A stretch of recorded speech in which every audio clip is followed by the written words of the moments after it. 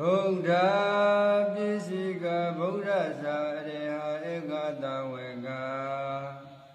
မာတာပိတုကုရုသတ္တဓမ္မတိတကသဒါယေကဣမေတိသမဂုဏောအဟံဝန္ဒာမိသဗ္ဗရာမြတ်စွာဘုရားပစ္စည်းကဗုဒ္ဓယဟန္တာဧကတဝေကမဟာတဝကမိခင်ဖခင်အရွယ်ပညာသီလဂုဏ်စသည်အလေးမြတ်ပြုအပ်သောပုဂ္ဂိုလ်အတိအတပညာလိမ္မာပေတိပုဂ္ဂိုလ်တရားဟောကြားဆုံးမပေတိပုဂ္ဂိုလ်ဘေးဘူးကျွေးဘူးကျေးဇူးပြုဘူးသောပုဂ္ဂိုလ်ထိုစေဟုသောသူတို့ကိုအကျွန်ုပ်သည်နေညမပြတ်ရှင်းခတ်သည်ကျေးဇူးရှင်မြတ်စိတ်စိတ်တွေးလျက်ယုံသည်မြတ်တို့လည်းဥမှု၍ရှိခိုးပါ၏အရှင်ဘုရားဘုရားတပည့်တော်သည်အသမထေတန္တရာမစ၍ယနေ့တိုင်အောင်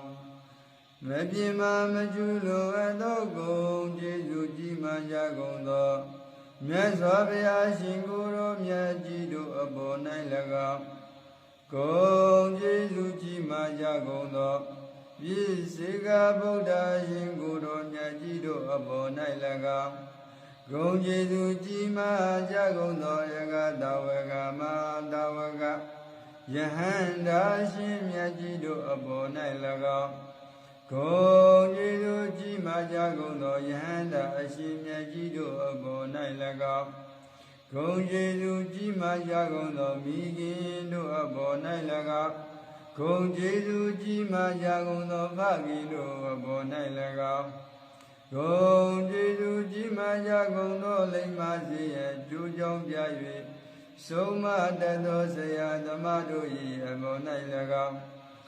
သီလဂုဏ်သမာဓိဂုဏ်ပညာဂုဏ်တို့ကိုစေဖို့ပြည့်ခြင်းလျက်ရှိကြကုန်သောလူပုဂ္ဂိုလ်ယဟန်ပုဂ္ဂိုလ်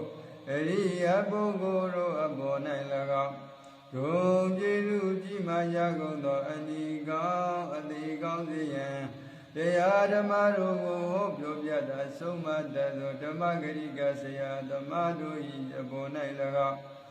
ထမင်းတလုံးရေတမှုစာတိဖြင့်ပေးကံတောင်းပန်မှုသော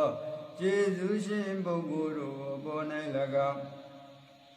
မတိ၍ဖြစ်စေတတိလို၍ဖြစ်စေမိုက်မဲ၍ဖြစ်စေ